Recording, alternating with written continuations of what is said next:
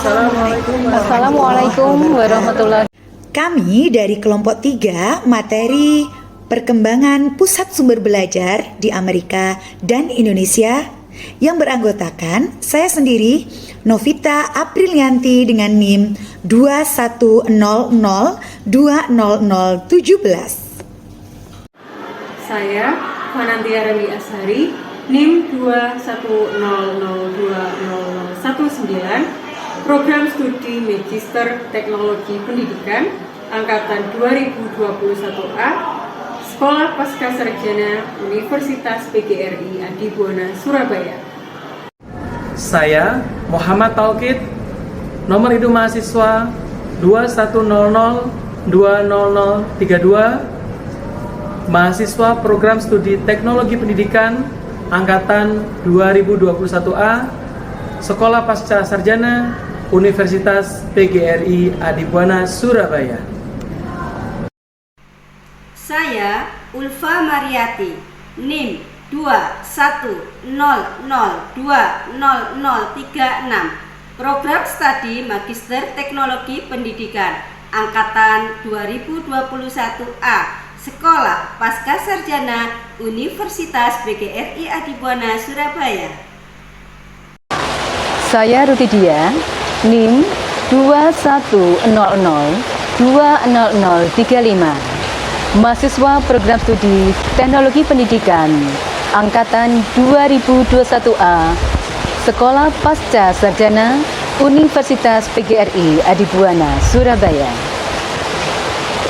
Saya Eri Ratna Eka Rinasari, NIM 2100200052, Program Studi Magister Teknologi Pendidikan Angkatan 2021A, Sekolah Pascasarjana Universitas PGRI Adibuana, Surabaya. Perkembangan pusat sumber belajar. PSB dalam arti sebenarnya adalah suatu institusi yang memungkinkan peserta didik dapat memenuhi kebutuhan belajarnya secara tepat. PSB di negara maju, perkembangannya berbeda dengan apa yang terjadi di Indonesia. PSB hadir di sekolah dan perguruan tinggi luar negeri sudah sejak lama dan telah berkembang amat pesat. Di sana, PSB dihadirkan oleh pemerintah setempat dengan adanya komitmen yang cukup tinggi yang membawa kemajuan luar biasa PSB di negara lain. Artinya, PSB yang ada di lingkungan pendidikan baik sekolah maupun perguruan tinggi di luar negeri jauh lebih baik daripada yang ada di negara kita. Selanjutnya, kami akan memaparkan tentang perkembangan PSB di Amerika. Dalam perkembangan PSB di Amerika akan dipaparkan lagi, yaitu tentang latar belakang berdirinya PSB, perkembangan PSB periode 1900 sampai 1960 atau era manufaktur, kemudian perkembangan PSB periode tahun 1961 sampai 1976 dan perkembangan PSB saat ini. Latar belakang berdirinya PSB. Latar belakang berdirinya PSB berawal dari adanya kebutuhan-kebutuhan yang berbeda dari peserta didik. Tahun 1746 sampai 1841 oleh Pestalozzi dan Hebert sebagai seorang pendidik secara lebih luas tidak hanya menitik beratkan pada kebutuhan peserta didik saja, namun juga menempatkan rasa hormat pada nilai-nilai individual. Sejarah munculnya PSB ditulis oleh Francis Benny tahun 1977 dalam buku yang berjudul Learning Centers, Development and Operation, di mana bab 1 khusus menjelaskan tentang sejarah munculnya PSB. Benny menyatakan bahwa munculnya pusat-pusat pembelajaran dihasilkan oleh berbagai tren, perkembangan, dan penelitian di bidang pendidikan, psikologi, dan sosiologi. PSB merupakan tingkat pencapaian yang sangat canggih dalam integrasi manusia proses, dan sumber daya. PSB telah memungkinkan pendidik untuk mencapai fleksibilitas yang dibutuhkan dalam memanipulasi lingkungan pembelajaran untuk tujuan-tujuan yang sangat menguntungkan setiap peserta didik. Perkembangan PSB periode 1900 sampai 1950 atau yang disebut dengan era manufaktur dibagi menjadi 3 bagian, yaitu yang pertama akhir tahun 1920 dan 1930-an, yang kedua tahun 1940-an, dan yang terakhir tahun 1950-an. Mari kita bahas perkembangan PSB di Amerika tahun 1920-an dan 1930-an. Perkembangan PSB di Amerika tahun 1920 dan 1930-an. Akhir 1920-an dan awal 1930-an adalah masa krisis ekonomi dan sosial di seluruh dunia. Penekanan perhatian pemimpin negara bergeser dari keuntungan dalam hal pengetahuan menjadi peran apa yang dapat dilakukan di dunia pendidikan untuk memecahkan krisis sosial. Kurikulum dimodifikasi untuk menyediakan kesempatan bagi setiap individu dan pendidik lebih menekankan pembelajaran dengan pendekatan learning by doing. Upaya untuk menyediakan berbagai kebutuhan individu dalam belajar pada tahun 1930-an memunculkan masalah yang disebabkan oleh pendidikan wajib belajar. Di antaranya kenakalan remaja, kegagalan mengendalikan perilaku peserta didik, dan kerusakan moral. Selama paruh kedua tahun 1930-an, banyak psikolog menjadi sangat tertarik pada studi konsistensi dan prediktabilitas kepribadian. Pada tahun 1938, terdapat penelitian pertama tentang penggunaan alat bantu visual dalam membaca. Penelitian itu menyelidiki penggunaan teknik visual yang terdiri dari persiapan slide yang berisi tentang teks cerita atau kalimat sederhana yang digunakan untuk mengajar awal materi membaca di kelas 1. Nah, dari sini disimpulkan bahwa peningkatan yang cukup baik dalam capaian hasil belajar dan memunculkan harapan bagi anak-anak yang lambat belajar.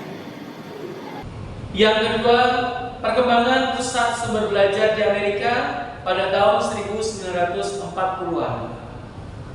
Perkembangan pusat sumber belajar di Amerika pada tahun 1940-an. Yang pertama, pada awal tahun 1940-an, Alport menyarankan konsep gaya yang didefinisikan sebagai konsistensi dan pola perilaku ekspresif individu itu terwujud dalam melakukan berbagai jenis kegiatan. Ini adalah konsep pertama gaya belajar. Konsep ini merupakan upaya untuk memenuhi kebutuhan belajar yang beragam secara individu. Yang kedua, selama periode inilah untuk kali pertamanya desain eksperimental tentang penggunaan media pendidikan dalam keterampilan membaca dan pengembangan seni bahasa muncul. Ditemukan bahwa rata-rata peserta didik mampu memperoleh informasi secara signifikan dan lebih faktual, di mana bahan film dijadikan sebagai media dalam pembelajaran mereka. Hasil penelitian ini kemudian mempengaruhi cara pandang praktisi pembelajaran dalam penyediaan sumber belajar non-cetak. Yang ketiga, perkembangan pusat sumber belajar di Amerika pada tahun 1950. Perkembangan pusat sumber belajar di Amerika pada tahun 1950. Yang pertama, selama Perang Dunia Kedua, kemajuan lebih lanjut dilakukan oleh militer dalam penelitian yang bersifat intelijen, di mana penggunaan pengajaran secara otomatis dan pengembangan film pembelajaran, televisi, dan bentuk lain dari teknologi media. Yang kedua, perkembangan penting pada pusat sumber belajar terjadi pada akhir tahun 1950-an, di mana kelompok di Wayne State University mulai diformalkan bekerja pada pengembangan satu disiplin ilmu yang disebut ilmu pendidikan. Kegiatan utamanya adalah penelitian yang mengarah ke perumusan konsep gaya belajar kognitif dan prosedur pemetaan kognitif.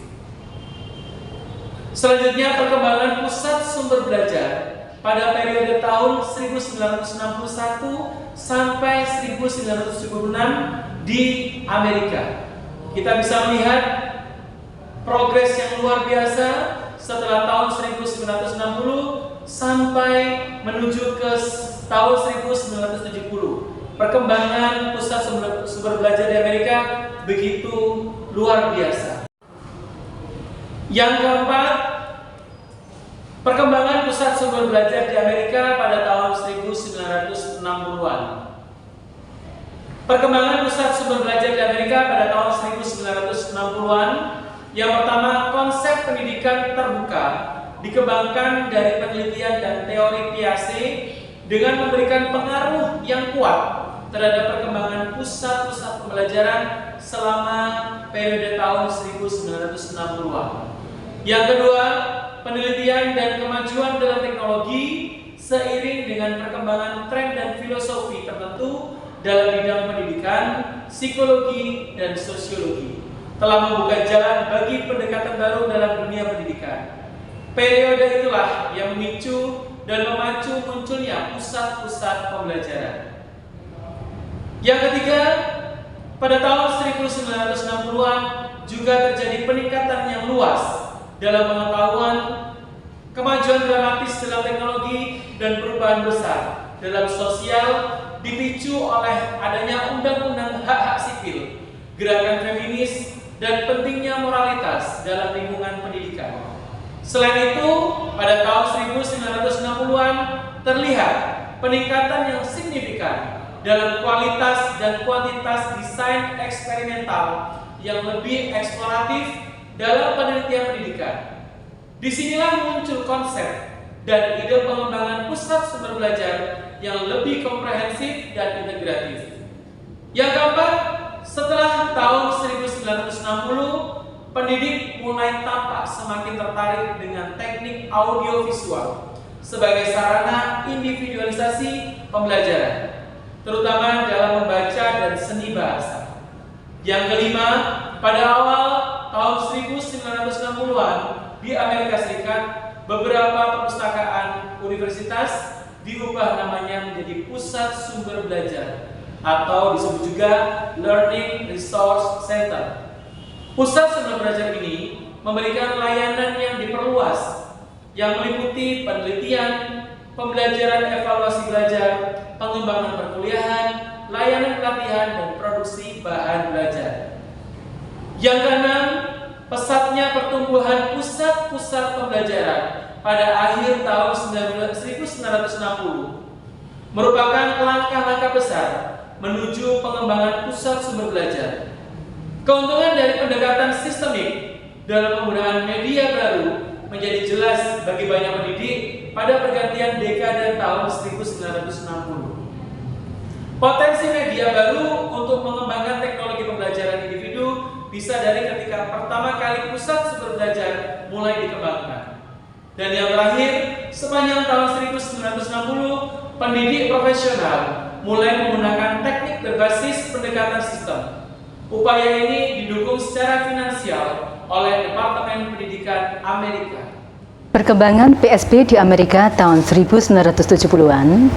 Pada awal 1970-an, pasar pendidikan dibanjiri dengan beragam bahan media berkualitas, multilevel, dan bahan keterampilan khusus, serta mesin mengajar.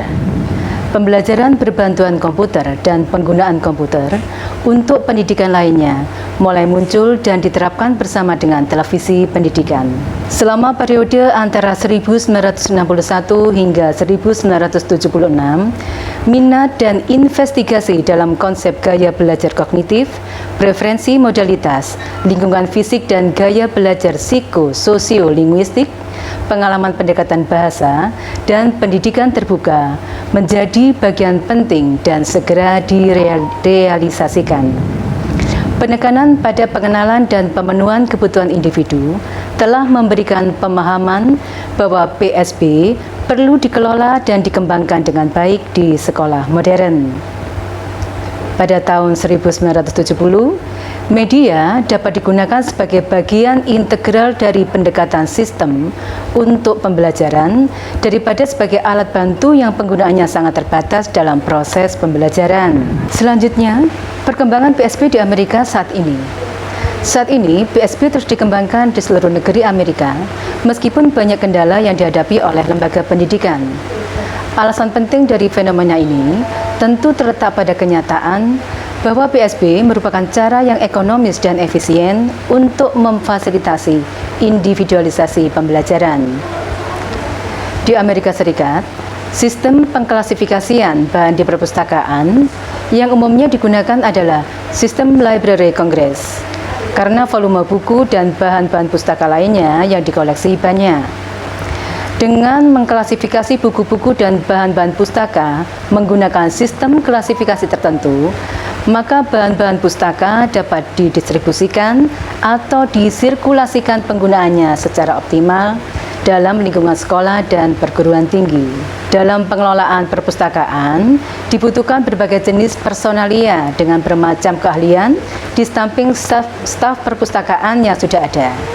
Personalia yang dibutuhkan memiliki pengetahuan dan keterampilan dalam desain pembelajaran, pengembangan bahan atau media pembelajaran, penyiapan bahan belajar, keterampilan dalam mengakses data atau informasi melalui internet. Perkembangan pusat sumber belajar di Indonesia terdapat di 3 tempat. Yang pertama di sekolah, yang kedua di perguruan tinggi, dan yang ketiga di pendidikan non-formal. Kendala terbesar dalam menangani pemerataan dan peningkatan kualitas pendidikan adalah sumber daya yang langka dalam mendukung dan mengembangkan pusat sumber belajar, baik dalam pendidikan formal maupun non-formal. Memberdayakan pusat sumber belajar dapat dimulai dengan menggunakan fasilitas yang tersedia di setiap sekolah dan pendidikan tinggi, misalnya perpustakaan, laboratorium, workshop, dan lain sebagainya. Selanjutnya, saya akan menerangkan perkembangan PSB yang ada di Indonesia. Nah, yang pertama adalah perkembangan PSB yang ada di sekolah. Berdasarkan pengamatan ke beberapa universitas dan survei ke sejumlah sekolah dasar yang dilakukan oleh USAID pada tahun 2008, ternyata didapatkan fakta bahwa sekolah yang khususnya dibantu dalam CLLC, UNESCO, UNICEF, MBA USAID, dan LSM, pendekatan pembelajarannya masih berbasis sumber daya, tapi sudah diterapkan dan terbukti terjadi peningkatan yang cukup signifikan dalam kualitas dan prestasi belajar peserta didik. Tapi sebagian besar sekolah dasar dan menengah belum menerapkan pendekatan pembelajaran berbasis sumber daya dan proses pembelajaran masih cenderung teacher center. Nah, pengamatan ke sejumlah sekolah dasar dan sekolah menengah di Provinsi Lampung menunjukkan bahwa ada beberapa hal yang patut menjadi perhatian. Yang pertama, hampir semua guru tidak mengoptimalkan pemanfaatan sumber daya belajar yang tersedia di sekolah. Kemudian, peralatan pembelajaran berbasis IT tidak tersedia di sekolah.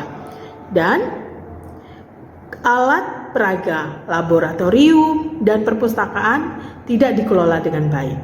Kemudian yang terakhir, tidak ada staf profesional yang tersedia untuk mengelola sumber daya pada pembelajaran.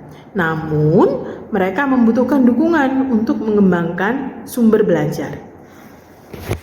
Nah, tidak jauh berbeda dengan kondisi yang ada di pendidikan dasar dan pendidikan menengah, ternyata perkembangan PSB di perguruan tinggi di Indonesia juga tidak jauh begitu. Di perguruan tinggi, meski pada awalnya PSB mendapat tempat di lingkungan pendidikan, namun seiring berjalannya waktu ternyata perhatian terhadap PSB itu kian meredup dan seakan hilang tanpa bekas. Bahkan di LPTK yang dulunya dikenal sebagai IKIP, ternyata kondisinya juga sama saja, sudah tidak tampak lagi perkembangannya. Setelah membahas perkembangan PSB di pendidikan dasar dan pendidikan menengah maupun di perguruan tinggi yang ada di Indonesia, selain itu juga ada perkembangan PSB di pendidikan non-formal. Nah, hingga saat ini ternyata sejumlah sumber belajar telah berkembang di masyarakat dan mengarah menjadi PSB.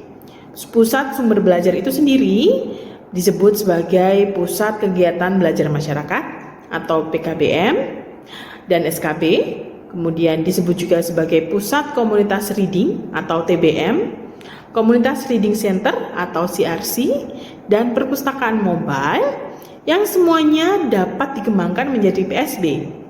Nah, untuk memberikan kesempatan bagi semua orang untuk belajar dalam pendidikan non-formal, semua PSB ini dapat ditingkatkan menjadi lebih baik.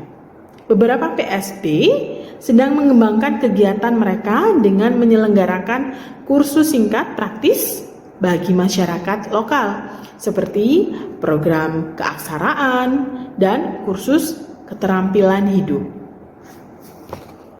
Secara keseluruhan, perkembangan PSB di Indonesia masih membutuhkan peningkatan, baik PSB di pendidikan dasar, pendidikan menengah, perguruan tinggi maupun CRC masih membutuhkan banyak tenaga ahli, terutama tenaga profesional yang dapat merencanakan dan memberikan layanan yang tepat untuk memenuhi kebutuhan pengguna dan membuat gembira belajar. Pekerjaan ini sebenarnya secara luas terbuka untuk lulusan program teknologi pendidikan, terutama setelah pemerintah mengeluarkan peraturan profesi pengembangan instruksional melalui keputusan Menteri Pemberdayaan Aparatur Negara dan Reformasi Birokrasi nomor PER/2/M.PAN/2/2008. Demikian paparan dari kelompok 3 tentang materi perkembangan pusat sumber belajar di Amerika dan di Indonesia. Terima kasih. Wassalamualaikum warahmatullahi wabarakatuh.